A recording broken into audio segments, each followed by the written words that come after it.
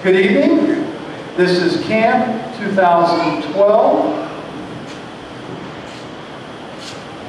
And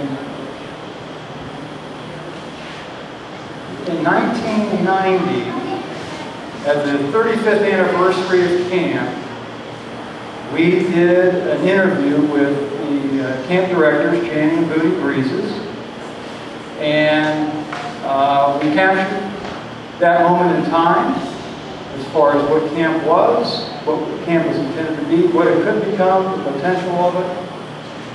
And it was a real treasure. That was at a transition in the life of camp as far as we had gone from being a community church camp to being a privately owned camp.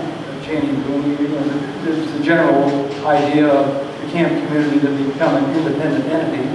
We, within the last year, have become a nonprofit organization, so this is a significant shift now. So we want to do an interview with the people that have really been the driving force behind camp recently and long term, just to kind of capture this moment in time. Again, Camp 2012 is a Saturday night before we start the camp session tomorrow. Brief introduction from right to left. Camp directors, that if you saw the camp tape from 1990, you saw Janie and Booty Breezes, who are just a little older than before. By the way, my name is Jim Schnell. I'm a support staff member here this year.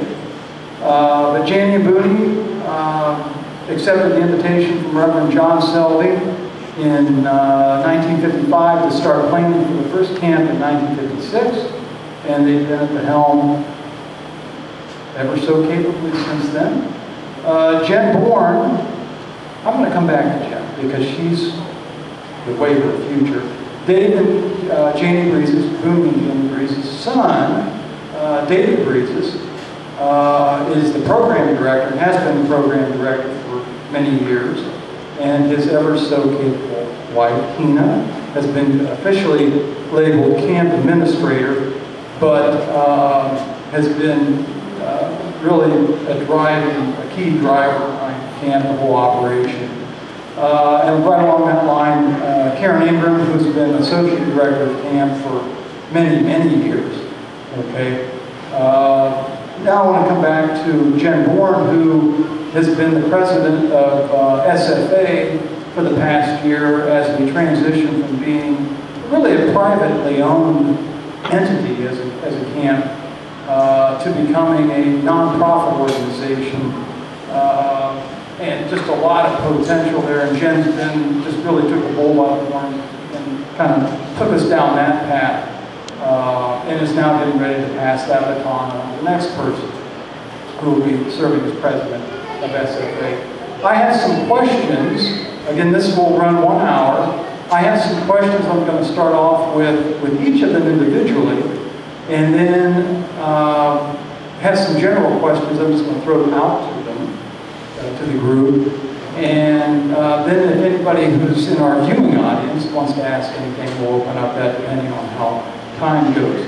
As introduction, my intent with this is to have something, kind of an archive of who we are, what our thoughts are at this point on the direction we need to go in the future, and really I think what we represent, a number of those kinds of questions.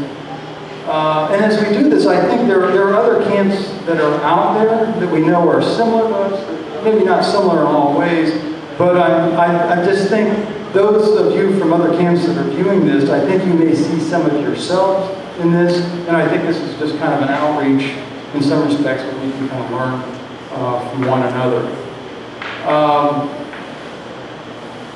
Janie, I want to start with you. Yes. If you could give her the microphone.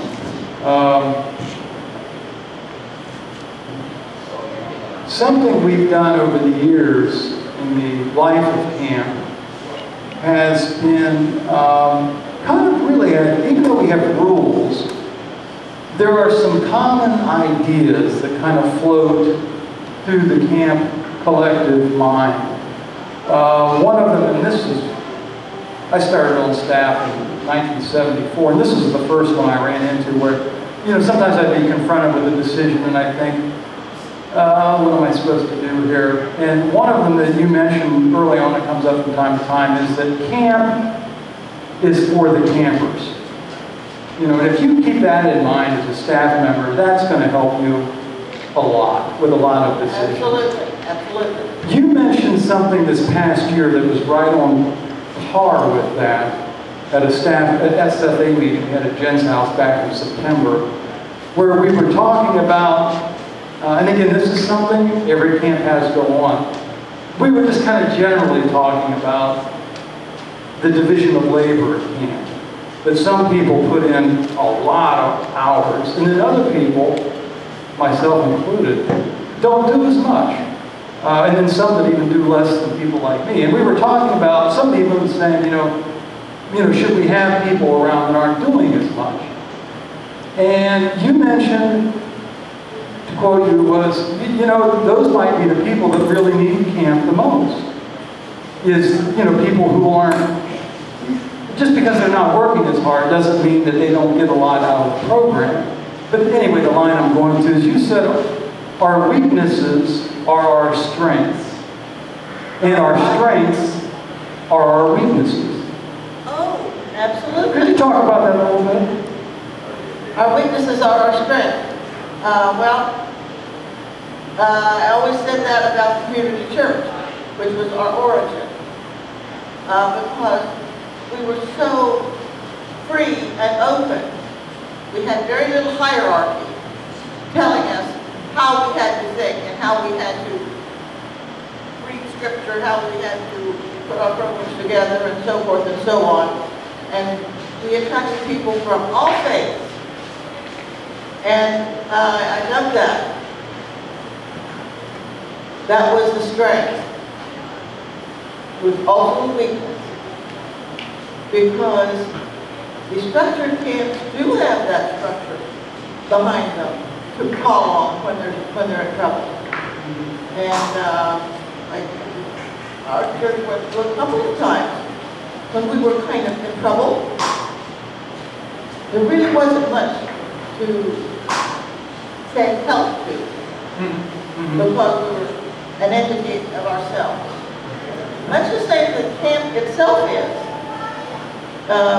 We are unique. There are many wonderful camps, but I think we are unique. Great. That whole idea of our strength is our weakness and our weakness is our strength, I just love that because it's such an active concept. I mean, where any of the challenges we have can be seen as blessings sometimes. And we're talking about the people who do less. It may seem they're doing less, but the purpose that they serve, the niche that they fill, is an essential niche to our program. Okay, yeah, that they can address things that other people can't so well. Yeah, and that's, yes, that captures that. Booney. Something I've learned from being around you, especially when I was a camper,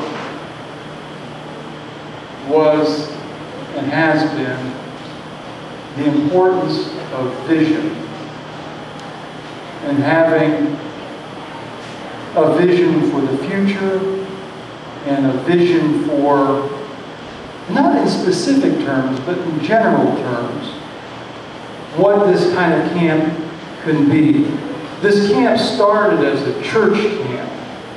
Yes, sure it did. Started as a church camp, and we're still churchy, but we really have done a springboard into really the potential of the human spirit. Okay? And I see you as being the driving force behind that because that's how you've lived your life. I saw this musical a while back. First time I saw it, I thought of you, The Music Man.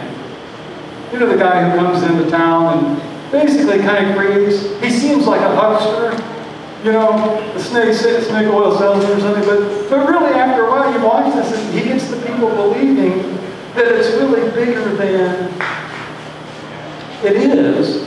But then after a while you go, well, what's wrong with that? And at camp, you know, if somebody comes down here and wants to be a journalist, well, they can be a journalist. They can be on the staff newspaper. If they want to be a musician, they can be in the band. If they stand up at a meeting tonight on staff and say, I want to do a videotape interview, then, unless somebody says, no, you can't because it's illegal, that people do it, okay? Things happen. I really do attribute that to you, this idea of vision. How has vision played out? Well, I think it started at first because we wanted to have a better camp and we needed more people and more people paying them the money, and the camp was getting bigger and we could do greater things. And then it went from that and started growing into a camp, really a family of maybe 50 different churches and kids in our camp, and it went very well. You know, along this line, and this again, this is leadership at its height, leadership. Something I noticed that you never did was when you would be challenged as a leader, when people like me or a lot of us would really like bark up your tree about stuff you're doing, like, I don't like that, here's why. You never stopped, you never said, well, you can't come back. You know what I mean? Leaders sometimes get threatened and will send people away. I've never known you to send anybody away. Now, some people will quit coming, but that's their own call. Okay. You know, but that to me, as I've gotten older at this point, I can look at that and I think that's very wise. I mean, that was a wise thing to do because you want that exchange of ideas. Not everything's affirming your thinking, but that's fine. Well, Janie and I had many ideas, and one of them was that God was involved in our camp, and that we used Him in prayer all through the year. And I think that God taught us how to do it, how to have a better camp, how to have a more enjoyable camp, and it was just very successful and very happy for us. Excellent, excellent. Tina, Booney had talked when we did this interview back in 1990 about how what he learned as camp director really supported a lot of what he did at Copco, as far as how to run a meeting, how to lead people. That much of his success at Copco translated directly with stuff he was doing here at camp. I've got an observation I want to share with you about your role here. I'd be interested in your response to this. When David and you got married and you started coming to camp, I remember thinking, who's this? This Tina. And I thought she was a fairly quiet person. And I thought, boy, in the Breezes family, if you're a quiet person, you know, it's easy to kind of get just drawn along and not, you know, kind of lose your voice. Not that that happened necessarily, but I just remember that registered. I thought, well, she's pretty quiet for that crowd. Around 1981, 82, I remember I was in grad school and I drove over from Athens and we were at Janie and Booney's cabin for a staff retreat like we used to do. And I remember this point vividly. Kelly was probably a couple years old. I think Carrie was just a baby. Katie wasn't even on the radar yet. And you, I think I'm right on this. You guys were living in the house that was next to the big house. David was driving back and forth as a fireman to Gahanna. You had this wife down in Bainbridge, and I thought, she's from Gahanna. This just must be strange, you know, to be in Momville, you know, raising these kids. And you were just sitting there, just kind of listening, and I thought, wow, I mean, she's still a pretty quiet person. And, you know, I don't know really much of what she's about, but this is, you know, it's a life she's chosen, etc. And I didn't think about it for a long time. Fast forward to about 1986. Somewhere around there, mid-late 80s. We came to camp just like we did today. And instead of sitting here with the kickoff meeting, we were sitting out here at picnic tables. So we had an opening meeting out here. And Jamie just kind of calmly said, oh, by the way, Tina's been helping me with some things, and she's going to have more of a role with how we're, you know, with camp and the functioning of camp. I remember thinking, this is going to be interesting. Like, what does that mean? And I remember you stood up and I thought, this is really going to be interesting. Is that you stood up and you were holding a green plexiglass clipboard, I think. And you said, I mean, you just started explaining what we're doing, how we're going to do it. You said we need to have some bunks moved from cabin 27, and you three can do that. And just started kind of laying out what we're going to do, how we're going to do it. And I remember one of the, whoever you called on to do this, kind of bit back a little bit, like, well, I'm going swimming or something like that, and kind of looked at him and said, look, if we're going to make this happen, we all got to pull together. Okay, and basically the message as a staff member was, hey, we got a new sheriff in town. Okay, not replacing anybody, but this person really understands things. She's been one of us, and now she's one of them. But anyway, where I'm going with this is that I was struck at your ability. You basically introduced something we had never had at camp, that we still have, and that's organization. We had never been organized. We would come back from Vespers and not know what the evening program was. And nobody cared. I mean, it was just, I don't know, we would start having stuff night and then it would turn into TV night. You know, it was just how we functioned. But when you introduced organization to this place, I was like, this is, I mean, it was just really something we needed to move ahead. My question is, I can't help but think this affected you as a person, personally, to have that kind of leadership with this kind of group, that you must have learned things in those early years that has paid off for you in ways that I don't know. Hasn't it? Well, let me just say that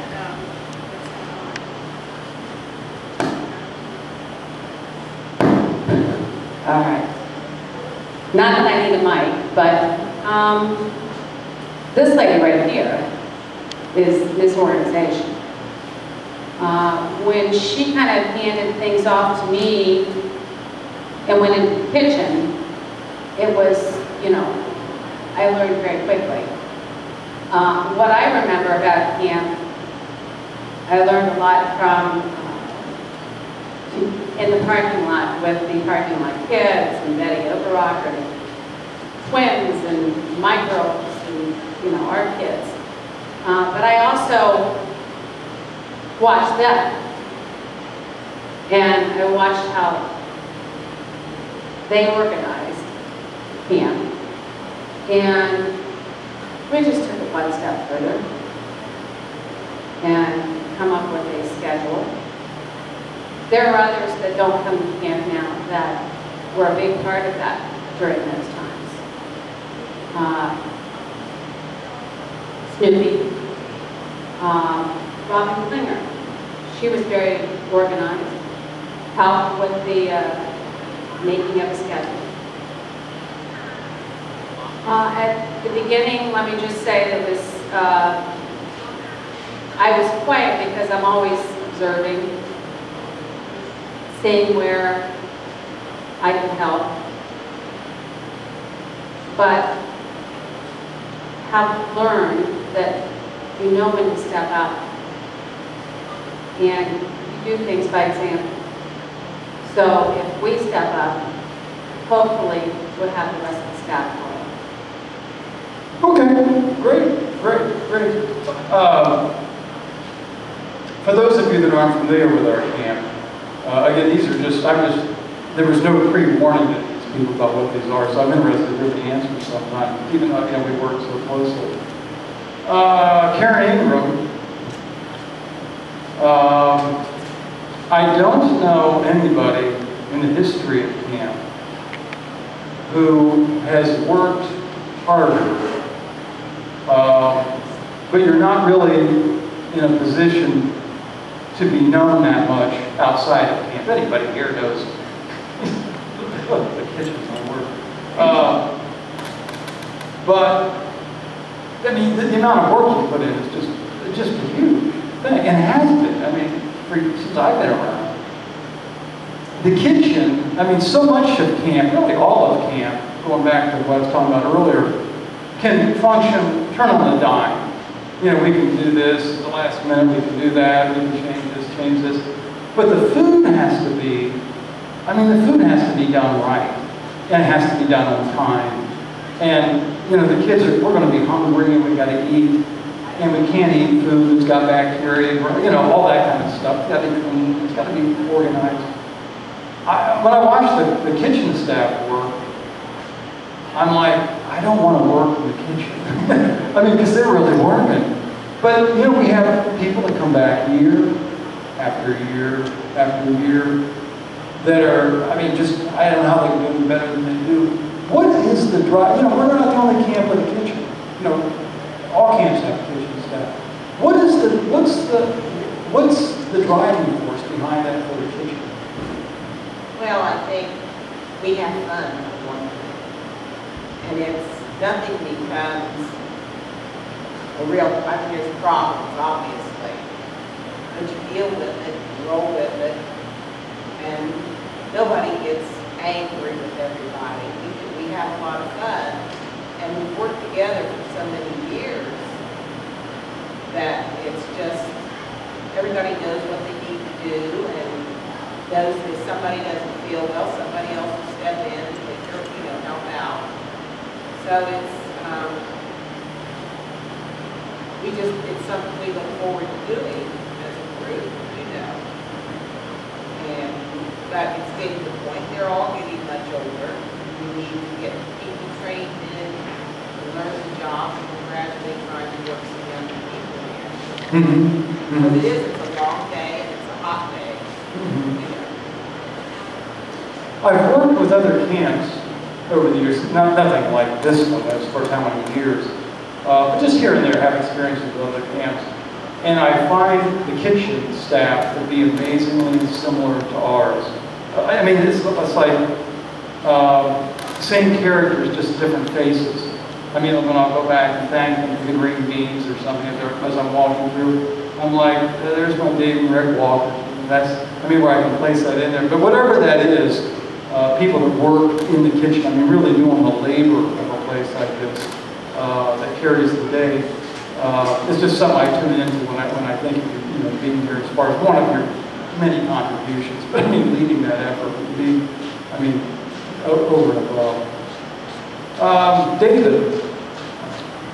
David Breezes is Janie Mooney's son. David is 2 years younger than me, 2 grades behind anyway. And we were campers together here, been on staff all these years. And something I'd like for you to address is directors of camp have children of their own that go through the program. And your situation here would be, I bet, very typical. I bet if you talk to other kids whose parents are the directors of the camp they go to, you could probably compare notes about this, that, and the other. And I remember when we were camping,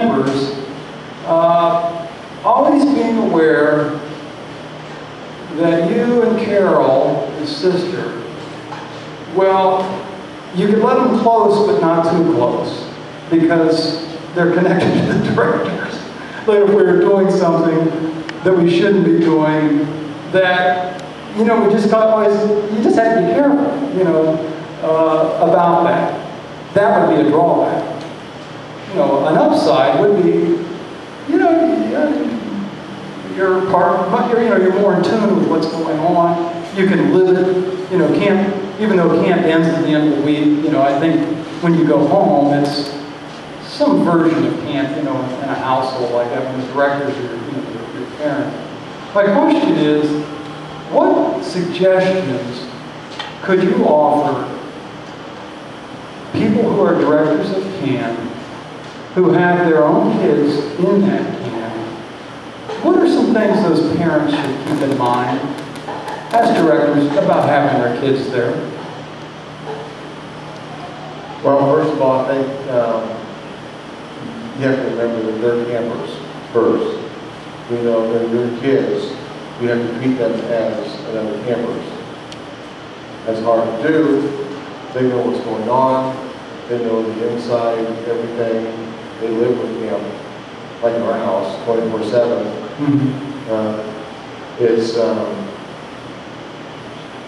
But you have to treat them as individuals, as a regular camper. Otherwise, they won't get out of camp like the other kids get. Okay. And I think your parents did that. Get your mom a microphone. But once you got to camp, is that not my mom? I remember whole weeks never seeing my children. Never barely speaking a word to them. Because they were a camper. I think we did a pretty good job of that. Yeah, I would say, I think so. Anybody who's grown up playing Little League sports, been involved with Boy Scouts, all these things, I think kids, especially, even more than the adults, can tune into parent leaders that are showing favoritism towards their own kids. You know, nudging them, putting them at the head of the line, having them play quarterback, you know, that kind of stuff. And I would go along with that. That, yeah, you know, there was, I mean, it was no fooling. I mean, the name Breezes isn't that common of a last name. I mean, it was quite obvious who your kids were, but it wasn't like something that was magnified. You know, it was just there, and tastefully handled. But I've seen that in other camps I've been to, where the parents that are running it, it's an uncomfortable fine line. Which, by the way, I'm down here at camp, but even with my own kids, I'm kind of glad I'm not over here. I'm just kind of like off doing other stuff, you know, see them at lunch or something like that, but I'm not, you know, throwing, you know, variables around that are going to serve as purposes or anything like that, or would be seen that way. But I do see that when I'm at other camps with kids that are growing up, and it's just a camp like that, it's something that I think would make directing a camp even more, could make it more complex. Jen Bourne, much younger than me, but like me, came here as a junior camper. And I kind of remember when we were a little kid running around, you know, just kind of like, when you're a little kid here, by the way, Booney is like bigger than life.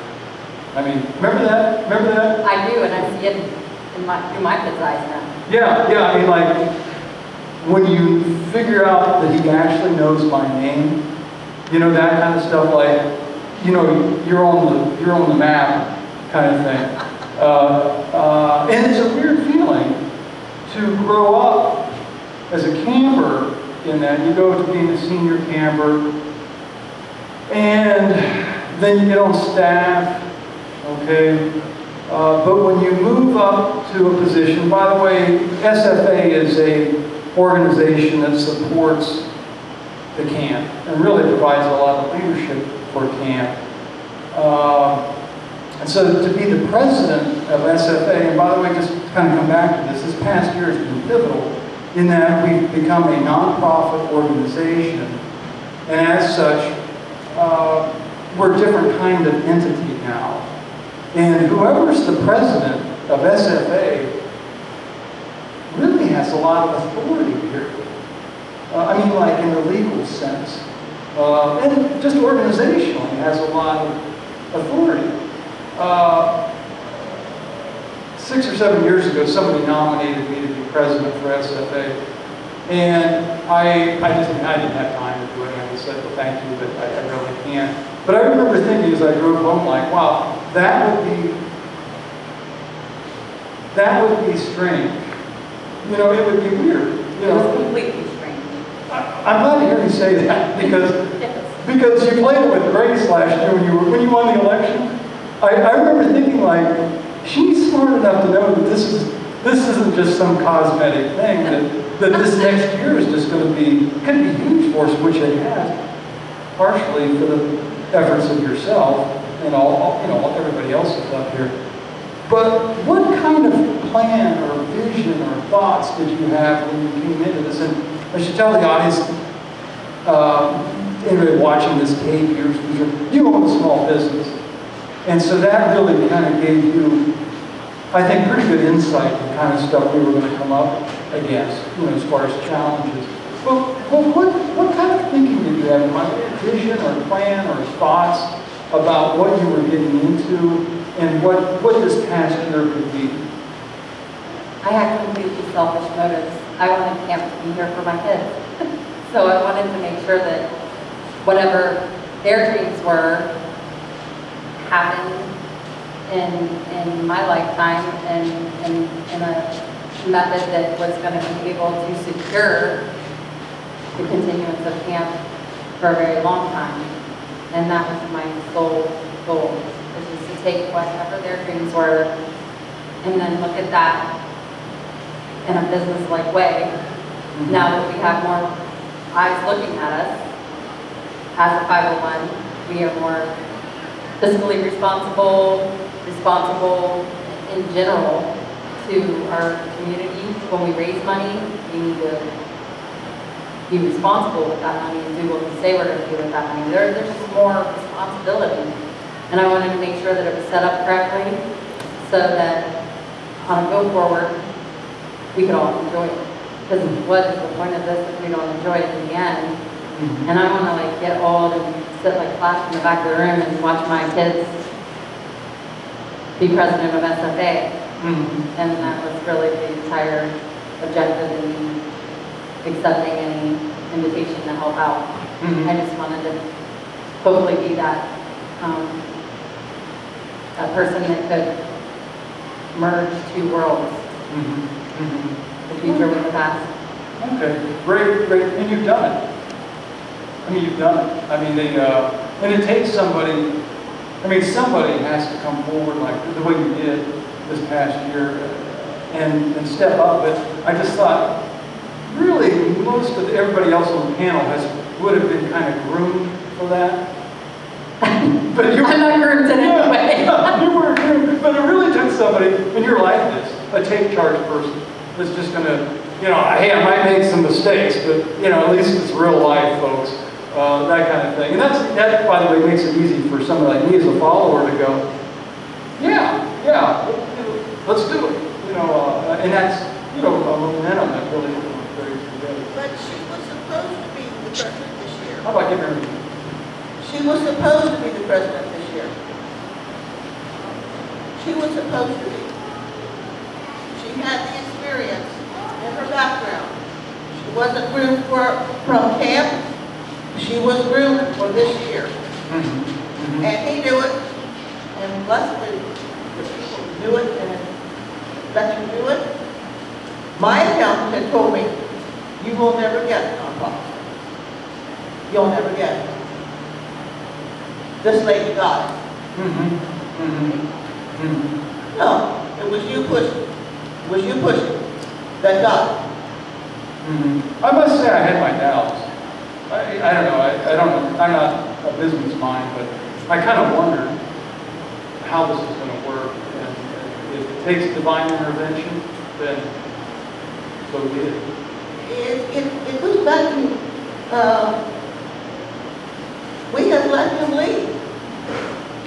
All these 57 years. You were supposed to be the president this year. That's what it was supposed to be. We are supposed to be nonprofit now. We are going to have our camp one of these days. In his time. Okay. Different topic. Thank you.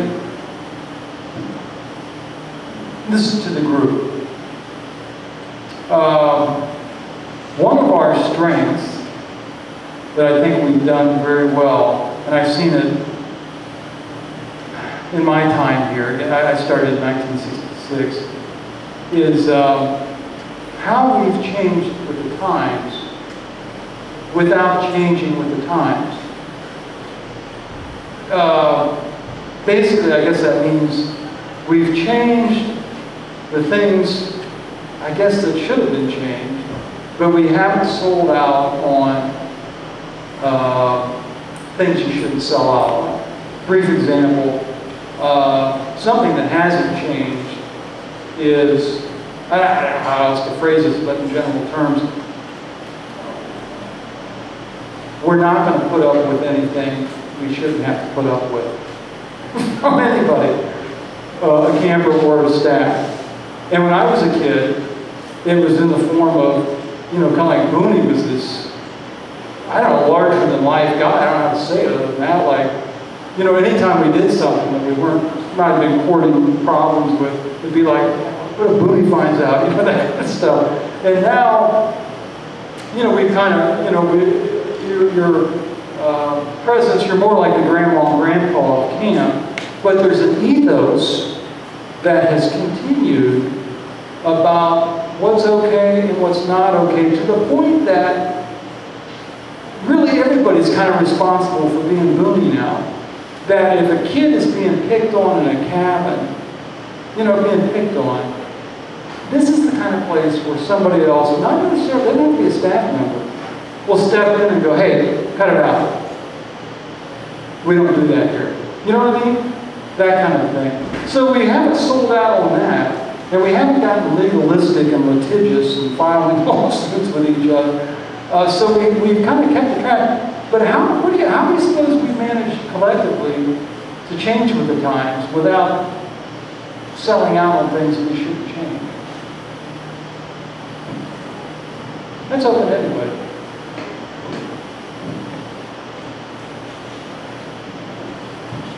By the way, before you answer, as we move into these questions, Dave and Tina will probably have pretty good direct be able to speak directly to the present day.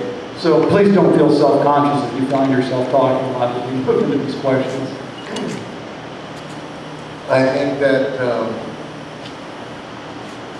there's traditions that are important to our culture as camp in general.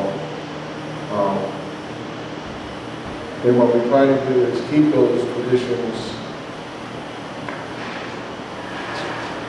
somehow wedged into all the new changes and the updating. The camp is still outdoors, and being closer to nature and closer to God.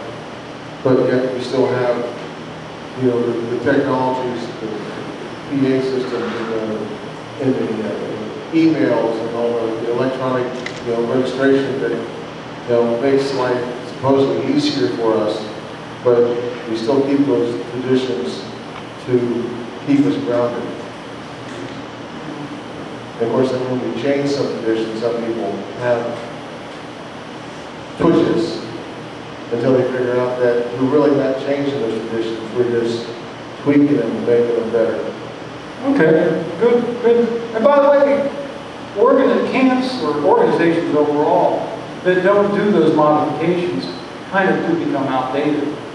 I've run into that a lot in my work with education. That it's a real balancing act to figure out how to do that. As an illustration, I'll kind of throw it over to you, but Jenny, I think might have insight with this. To go back in the 60s, when we went to camp, we really disconnected from the rest of the world. I mean, we were at Camp Indian Hole, and it may be through the eyes of a 6th grader, 5th grader, but like there was probably a phone there somewhere in the manager's office, but I don't ever remember somebody making a call. I don't ever remember parents coming down to pick up their kid to go back for band camp. When we went away, it was, I mean, we were really removed. We were down here when Elvis Presley died. And I remember I didn't find out till 2 days afterwards when somebody brought in the Columbus Dispatch and it was sitting back in the cook's area. And I thought, and it was 2 days earlier. And so I just hadn't heard about it. Whereas, you know, now we've got the web, you know, it's no complaint about it. But to know where, you know, I guess it's to make sure we use the technology and it doesn't use us. I just want to say that I saw a posting on Facebook a few days before camp started, and it was by a camper who said, geez, I cannot wait until I can't get a signal on my phone, and then I'll be at camp. They want to get away. They need to get away. And we still ask them not to bring any iPods, iPads, any phones, boom boxes, all that stuff. That's a do not bring. So I'll kind of fill in the gap on this. I do think, we've been aware of this as a group, I think, is really the intense relationships that come about in a place like this. I mean, that's really what it's about. You've verbalized a lot this year, but to me it's like, yeah, I never really thought about it, but he's right. That is what brings people back in this kind of environment. And that's where you kind of learn not to... I remember the first time you put the computer back on that table, I thought, this is going to be very interesting to watch. And staff, for the most part, people leave it alone. I mean, they leave it to you to use for what you need to do to make this place work. But I had visions of everybody checking email all the time, and, you know. They want to get away. And maybe that's why we have such a large staff. It's, hey, you know, I can't get a signal down here. I can't get to my phone. I can't emails work or whatever. But, hey, it's an unplug from all of that that's going on right now. I want to take this a little bit further, kind of go a different direction, but use that as a foundation. David and Karen and Jenny and Junie would probably have a memory of this the same way I do. And it could be the view of the 5th grader, but this whole thing of technology is part of it too. One of the challenges of technology is that, you know, we're just so connected, which is a strange, a nice thing, but it's a real drawback too, is we don't have much solitude, reflection time. I mean, last night, sleeping up there in that cabin, I mean, there's challenges at my age going up and down the hill, but to lay out there in the middle of nature, good, I slept 9 hours last night. I haven't done that probably since last year. But anyway, when I was a kid, I remember the rule of silence was a special, it was a special thing. I'm an academic. I'm a professor. When I was a kid, I was a typical loudmouth punk, you know, running around with Buddy Brockman and stuff. And the rule of silence wouldn't have made, I mean, I wouldn't have guessed I would connect with that. But I remember when we did the rule of silence all night Friday night, it was really something. I think now we kind of use it as crowd control. You know, I mean, it's just, it's not our, we haven't done anything wrong, but it's just the nature of society, I think, that to be quiet that long would probably be virtually impossible, sort of thing. But when we did that, David, do you remember that when we were kids? I mean, it was really something that when we went to communion, you knew that nobody was going to, I mean, adults probably didn't talk, I don't know. But in our cabin, nobody talked. It's the learning to communicate without verbal. Okay. You know, I think it goes back to the friends part of, camp, a lot of things people back, is it's the touch, it's the look, it's the smile, the nod, the, you communicate instead of the verbal, or you can get back to the technology, the texting. On the way down here, we stopped at dinner. There's a woman with 3 of her kids, and she, the whole time, would sit there, and she didn't interact with her kids once. She was texting the whole time. Yeah. And it's like, wow. And this is at the other end of that spectrum, like the connection you had with the whole camp. And the connection, you could feel God's presence is just oozing. But then, even as a child, I remember that how we get to know God is through each other. Even people you don't like, that kind of thing. Which as a child is pretty, and I wasn't any special kind of kid. I mean, everybody knew that. You could feel that, and to tune into that was, it was like surreal. So my question, maybe Janet, who do you address? Where did you get the idea for the rule of silence? Where did you get the idea for the rule of silence? That was John Selby. I wanted to say that through the whole interview with everybody, almost everything you touched on, the whole night long, could have had something to do with John Selby. He is the heart and soul of this camp. He was the instigator of it. He was one who believed in us. With very little instruction, he said, go, do it. We didn't know what we were doing, but we knew it was important because we knew it was important to John. Okay. I would like to add one quick thing. And if people are going to watch this tape, they're asking, how do you do this? What's the secret? And the secret is the people here on the stage. The secret are the people out there, the folks and Michael and Flash and everyone. It's just, we're a family, and when I get up and die, they're going to say, oh, it's too bad, but the next year, they'll be down here at camp. And I think that's the...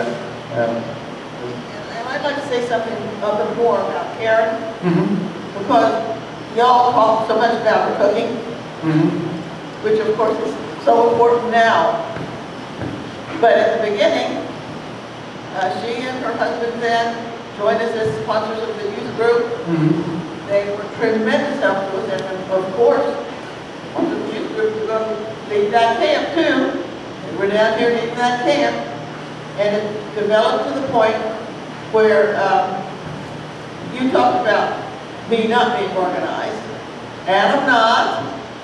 I have my own weird way of organization, but not in the ordinary sense of the word organization, okay? We're being generous here, viewing audience. No. On the other hand, the lady at the other end of the stage, I remember when she was 17, had a list of every piece of clothing in her wardrobe, and how that went with this outfit, how that went with this outfit, and that was too old to go with this outfit, and so forth. I thought, you know what? I've been used this woman in my life. And she developed to be my absolute right arm for when she became the associate director. She became the associate director. We didn't make her the associate director. She became the associate director. And when she decided she was going to be the cook, I said, oh, help me. Okay. And I think the take home on this is that we have a variety of people with a variety of talents. Oh, yeah. in a situation, a context that not only tolerates this, but encourages it. To me, it liberates the human spirit. It reaffirms that. Moves us a different direction.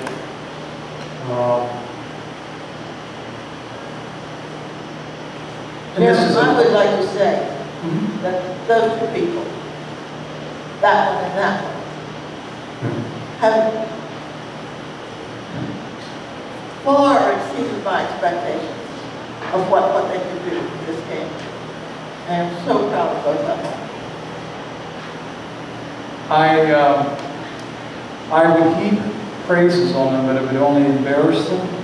But yeah, for people that aren't familiar with our camp, and I think every camp probably has a Dave and Tina and a Karen. I mean, that carry the ball. I mean, yeah, I won't put you on the spot, but yeah, here it's just blatantly evident. And then when I see that in other camps, I'm like, oh yeah, there they are. That's a Dave and Tina right there. And then you need all your talents, their talents, whether we call it organized or visionary, whatever. Looking towards the future. I'm kind of scared or cautious about the future, but I'm also excited about the future. Because I think whatever's going to happen as far as not just our camp, but the whole notion of camps overall, it can probably go a number of directions. What groups like us do. Because really what we do here, it could be done other ways. I mean, we're building relationships, we're nurturing relationships, our faith in God, all of that is kind of part of it. It can be done other ways. You talked about that back in 1990 on the tape. As we look towards the future, I want to kind of look at our place in the world and what we represent. On the one hand, we're just a kids' camp. It's a kids' camp, okay? But in another way, it's really much bigger than that. It's much more complex than that. It's really, to me, about, I don't know, what it means to be human almost. I mean, it's the amount, we do more living here in a week, I think we all do, than we do for many weeks during our regular life. And people, we all, we did it. It's so intense of an experience, but not overpowering. My question is, something I've become aware of is how there are other groups around the world that are kind of moving in similar directions, maybe not as a camp, but other things. As a kickoff on this question, briefly, I'll think of. 2 weeks ago, I was talking with a Middle East scholar from the Middle East. I work for the Army during the summer, and this guy comes in and lectures. Anyway, he was telling us about the Hajj. You know what the Hajj is? People of the Muslim faith load up and they go to a sacred place of Mecca. And tell me if this sounds familiar. For a week, they put away their material possessions, they put away their position in life, and they have an egalitarian experience of sharing and caring and praising their God through each other. So he's telling us about this, and I'm thinking, camp, check, camp, check, camp, check. And then he ended it by saying, I'm glad to lecture to you about this, but you Americans have nothing like it. Okay, and so I talked to him afterwards. I said, I think we really do.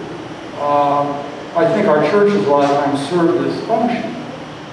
And he was telling me, well, your churches are really just people, similar socioeconomic backgrounds that come together.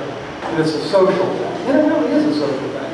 But there's more to it. But then I told him about the camp deal. I said, what weeks? I said, I'm going to this camp. Jim, a week ago, Michael Mahan and Moody and I made a visit to the Community Church of Cincinnati. Michael is the president of the Council of Community Churches for Ohio. And so he was going in sort of official capacity. And we were tagging along. because of our fond memories and our connections with so many campers we had coming from that area. We had no idea how to get to this church. We let the GPS take us. And thank goodness we had it. Excuse me. We were in the good. This church is the center of downtown urban Cincinnati. We walked into the place and it had such dignity there. And the first person we saw, she introduced herself and she said, "My name is Booty," and she hugged him. Her kids had been here. Okay, okay. And it went from one to another to another to another. Their kids had been here. And that kind of commonality is where I'm kind of going with this as far as with our future. And just briefly, this guy telling me that we as Americans don't have this. And I was telling him, I said, I'm going to go to this camp I've been going to for all these years. And he said, well, because it's probably military people, because I work in the military. And I said, no, actually, probably a couple. But he said, well, it's probably academics then, because you're into academic, educational seminars. And I said, absolutely not.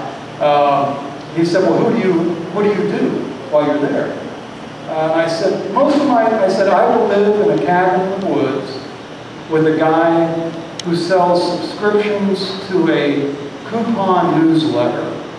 Meaning, this is a guy that doesn't really have anything in common with me, professionally. And I said, but that's what this place is. I said, there's many different kinds of backgrounds. And we don't just tolerate each other, I said, we celebrate each other. And he just basically said, I've never heard of such a thing.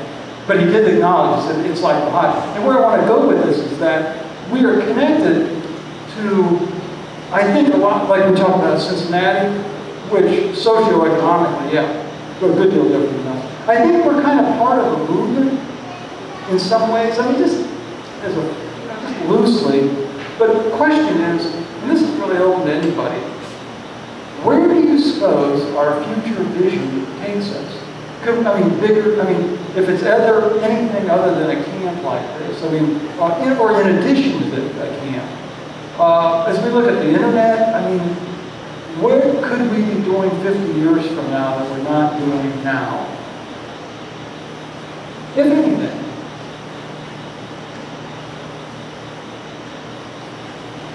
Well, I never had a vision in the beginning. We didn't have a vision in the beginning. Maybe John Selby did. We just went with the flow. He told us, he expected us to do this, and we did it. And it worked. And we learned on the job. I remember one day at Camp Akita, some scholarly man came in, like you, and was talking with Reverend Selby. He said, well, where did you get these two people? What's their education? And Donnie said, on the job. On the job. And it's the best. We didn't have any vision. I have had a vision for this camp that I'm hoping is going to happen on our farm my whole life. And it's been almost all encompassing to me. I want to do this, and this is what I want to do as my life's contribution, but all along, he says to me, but the contribution is there.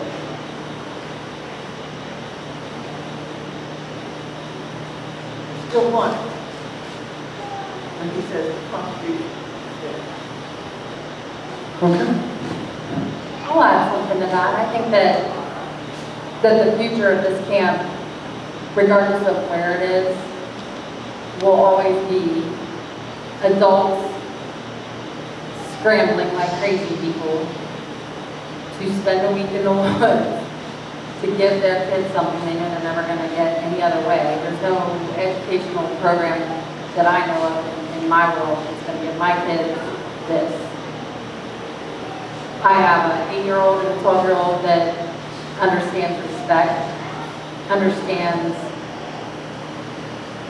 acceptance, understands things that I don't know that they would learn in a public school system today. And I think that both of my children in the future are going to sacrifice everything to spend a week in the woods, whether it's with us or in another capacity. So even if, God forbid, this camp wasn't continuing, I think that it will forever, because it's going to become important for those of us who were involved to give that forever, for generations. I know it will be together with us, because I do believe this camp will find a way to continue. But I think that as much will change, the exact amount will stay the same in that regard. We're all going to figure out a way. But it will always be in nature, and it will always be with a lot of respect. Amen. Amen. I'm very much aware of the time, but I want to kind of, whether we continue along this path, I'm going to have Mike Mahan close with Reverend Burkhart's benediction when we do close. Whether it's on that topic or anything else, do any of you have anything you want to add?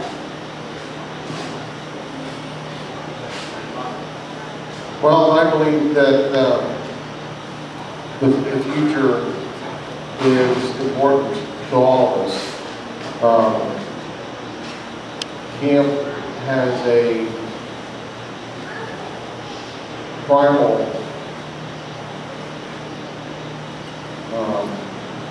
beginnings that brings us back to our primal beginnings, being close to nature. In 50 years, when they fly in and they're flying cars and land in camp, they're going to be in nature.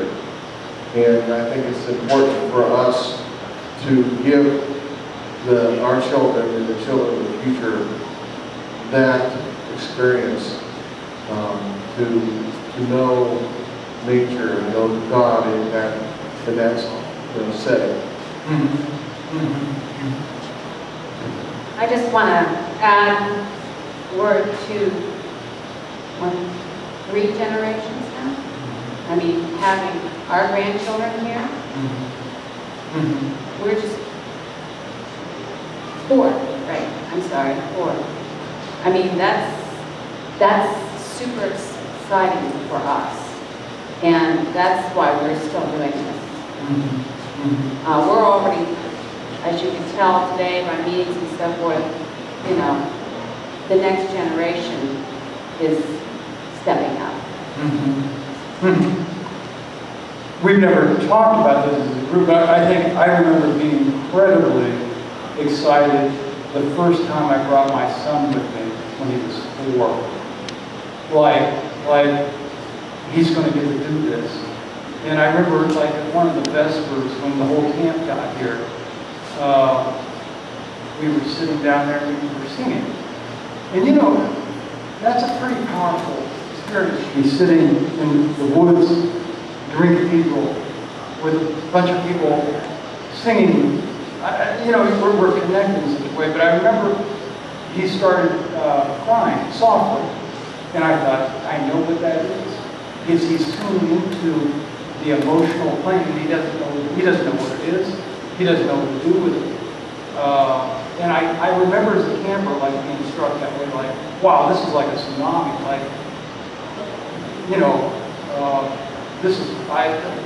don't know what to do with this.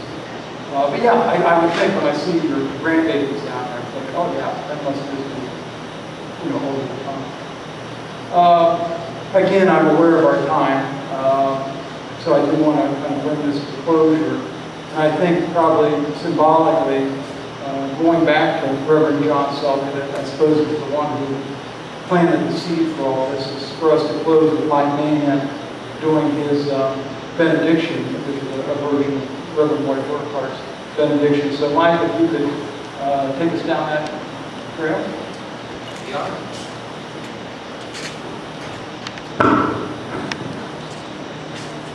And my only wish this evening is that Reverend Selby could be here to give it. But spoke with him by phone last night, and he's praying for all of us that we have a great week. Hopefully we'll see him on Sunday. And it is an honor to close with the benediction. It was originally Reverend Roy Burkhart's benediction. Roy Burkhart was Reverend Selby's mentor, and Reverend Selby took that benediction, adapted it a little bit into what is today our camp benediction. And now, by the courage of the early mornings dawning, the strength of the eternal hills and the winding streams, the peace of the evening's ending and the midnight hour, the love of God and the power of the living Christ. May all these graces and blessings be yours both now and forevermore.